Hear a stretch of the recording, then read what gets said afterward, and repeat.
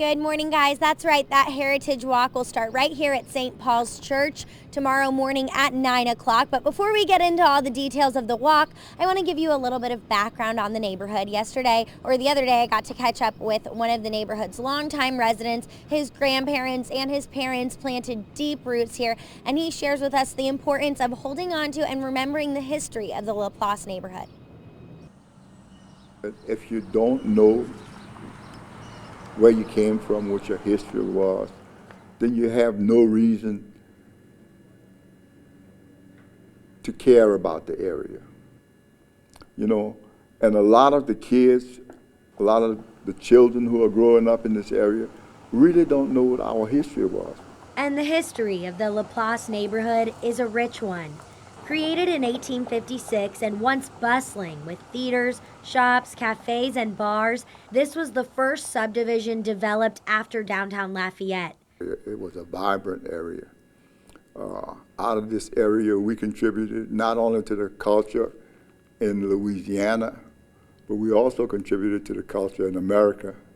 You know, for instance, during the 50s and 60s, Martin Luther King came through this area. Many of the first businesses and founding families of the neighborhood no longer call Laplace home.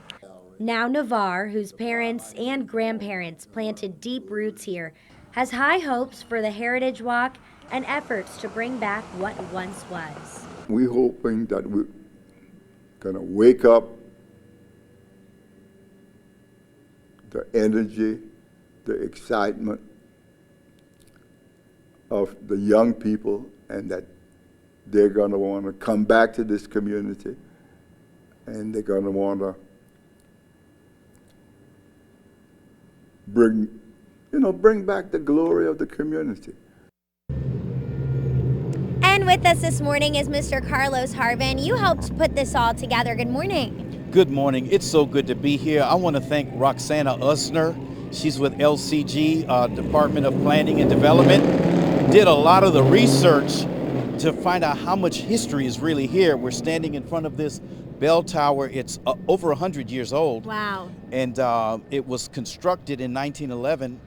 The church itself and this bell tower was put here in 2011 to mark the 100th anniversary of St. Paul Catholic Church. And it's special. You all are going to be remembering and celebrating lots of historic locations throughout the neighborhood, some of which people might not be aware of what they used to be. Absolutely. St. John the Evangelist is the oldest Catholic church in the Diocese of Lafayette. The next oldest is St. Paul Catholic Church.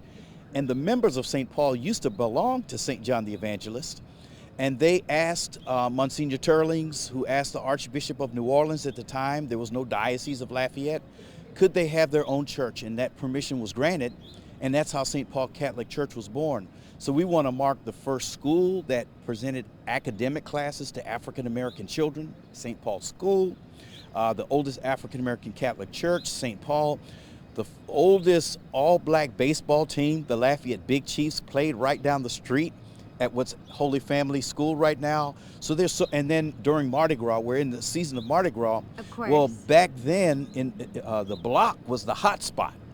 And that's where the cruise and Mardi Gras celebrations for the African American community took place.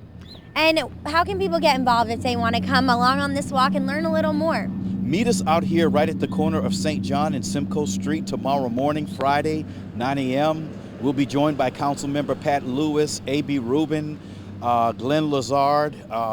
We're so grateful for Mayor Josh Guillory and all the support that so many partners have come together to make this event possible. 9 o'clock tomorrow morning. Wonderful. Well, what a great celebration. Thank you so much for having us this morning.